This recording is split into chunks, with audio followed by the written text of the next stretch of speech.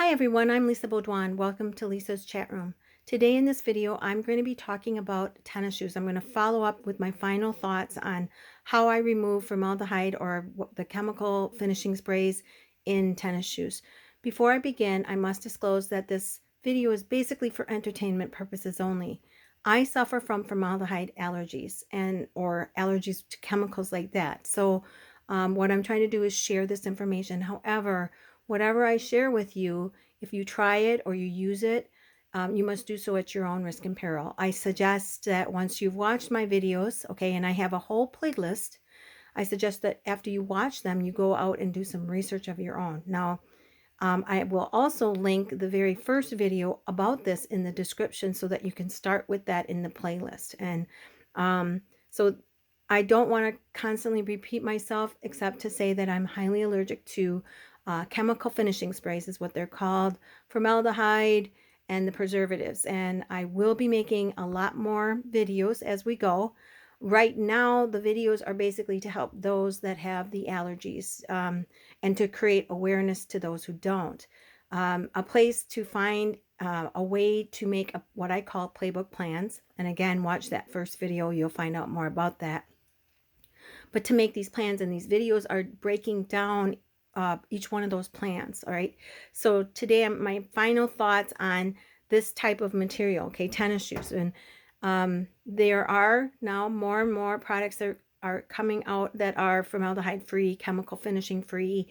I'll be talking about them in the next few videos. I'll be talking about what is formaldehyde, how does it work? What's the process? I'm actually going to be, I'm contacting companies about that to find out what's their process, what's the limitations. I'm contacting the EPA, but right now honing in and trying to protect myself first because I suffer from the allergies. So if you suffer from this allergy, the first of these videos are really important because I'm giving you playbook plan ideas. In other words, you don't have to use them, but it will help alleviate the formaldehyde in your home. So go out and watch each one of them, okay? And as I go, I add more stuff because there is a lot to it. For me, it's not that hard because I'm getting, I'm doing it myself.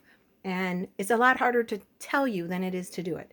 So, but here I'm talking about tennis shoes. Now, I'm sure out there on the market, you probably could do a search and find 100% free, free of chemical tennis shoes, but it's very hard and they're very expensive. So I buy my tennis shoes locally, and unfortunately, they have formaldehyde on them. And I know this just by having them by me.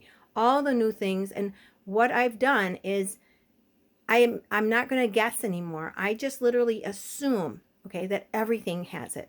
I treat everything that comes into my home as if there is formaldehyde on it, so that I can protect myself against the issues of it, okay? Because eventually what will happen is I will start to have that allergic reaction. It doesn't happen immediately sometimes. So I just treat everything like this. Now, tennis shoes are like the worst. It's the toughest thing to get it out. If you know how to do it, it's a little bit faster. It's actually much faster. So this is what I do. And again, this is based on my opinions and based on my own experiences. So what I do is I have a basket. All right. And I'm going to show you this basket here. I have this basket. All right. Now I have a video out there that I did my shoelaces, and how I did my shoelaces is I took them out. I put them in the basket. These are zippers, and these are actually being pre-treated with glass cleaner. Now my glass cleaner I get from Menards. It's actually went up in price. It's now $11.54. It was only $10. Now, I'm not saying other glass cleaners won't work. This is the one I use, okay? This glass cleaner seems to have the chemicals that help to neutralize formaldehyde, because formaldehyde's a preservative, and you have to understand how that works a little bit. It's what they use for embalming. So it's not going to break down really easily. Now, it will break down into a powder, but does that mean it dissolves? That's the point. Getting it out of my stuff. How do I get it out? That's why I use the vacuum at the end of all my processes, because there's still some left. And if I can, think of a hairspray. Think of spraying your hair. You've got a resin in your hair that holds your hair. But eventually that resin breaks down into a fine powder and sits on your scalp. Same thing with the tennis or any other cloth. it sits in there and it's a fine powder, and it seems to me to be attracted to other cloth materials, okay? It sits everywhere though. It'll get on your floor, in your bed, on your washer, everywhere. So again, go watch those videos, because if you're going to be using a laundry detergent that contains formaldehyde, this video is really not for you. You have to stop using those, okay? But to remove the formaldehyde, what I do is I spray down, I take out my tennis shoelaces first, and then I really spray down the shoes. Now, where I was not spraying down, and I really wasn't thinking about it too much, because it's really, you really have to focus and make a plan. You have to really think about where this formaldehyde is at its strongest, okay? So where I spray, and I douse them with everything, but I really am mindful to open up this part of the shoe and to really spray the top of the tongue on the tenny, and then also on the bottom. I really am mindful to get into the shoe. I have to take the pads out, okay? And I have to spray them down too. All right. So I'm really mindful of that. I spray very, very well on the outside and the inside of the shoe. But one place that people sometimes forget, and I've forgotten, is right here. This is to help you pull the shoe on, obviously, but it has formaldehyde on it. So what you have to do is you have to open this up and you have to really spray in there and get it out. Now, that's the first part, is to spray. The second part, okay, you could spray and it's going to just sit there, okay? I do believe there are certain chemicals in the glass cleaner that help break this down. But how are you going to get it out? So what I do is I have this basket and I have this brush, right? Just simple nail cleaner brush, okay? And so I will spray them down with the glass cleaner, put them in the basket, and I leave them sit with just that on for several days, up to a week, 2 weeks sometimes, depends.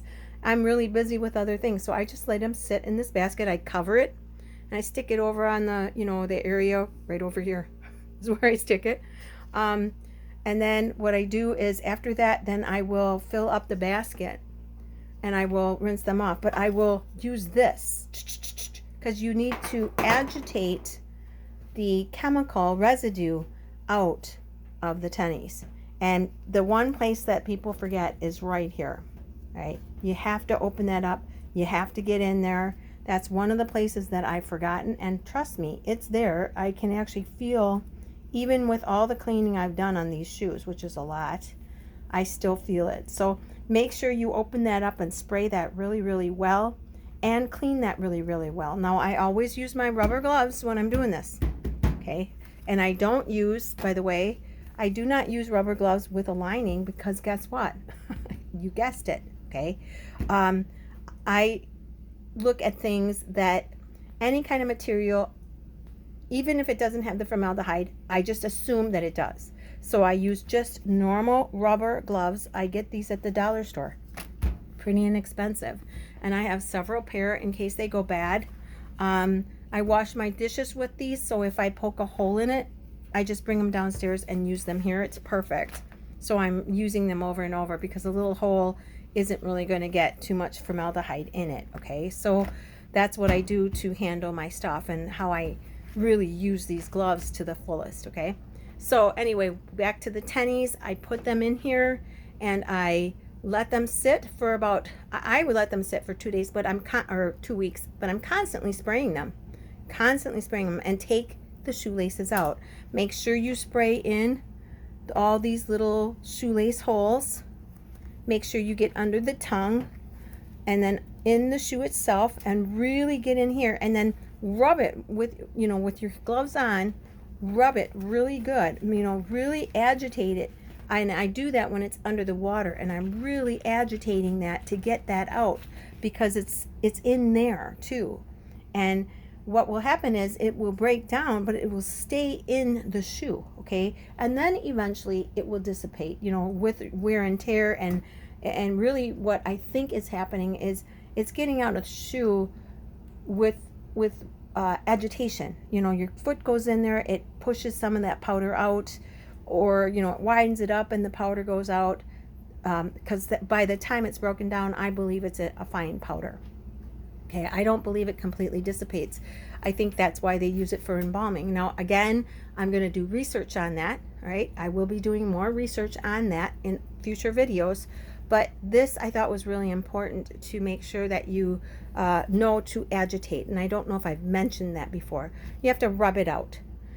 It will take less time and it will take less wear because your tennies are glued together, you know, and if you have them soaking over and over, they can start to break down. And actually these are a little broken down. These are actually brand new tennis shoes and these are a little broken down, but at least they're free of formaldehyde. I actually feel a little bit, and it's right in here. It's really hard to get that out. So the next step, finally, what I do is after they're washed, I will let them soak in the washer for about a week. You can do it as long as you want, but I let them soak for about a week.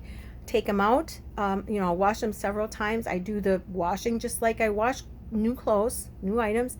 And then what I'll do is I'll let them air dry, and then I will vacuum them. And I will vacuum them with my trusty vacuum. And I have a longer hose that I put on it. I got that from Menards. I'll do a video on this vacuum. I love it. And then I will vacuum them using that brush. And when I'm done, I actually kind of brush the brush to try to get any debris out of that brush part, because I actually feel it when it goes on there too. That's how sensitive I am.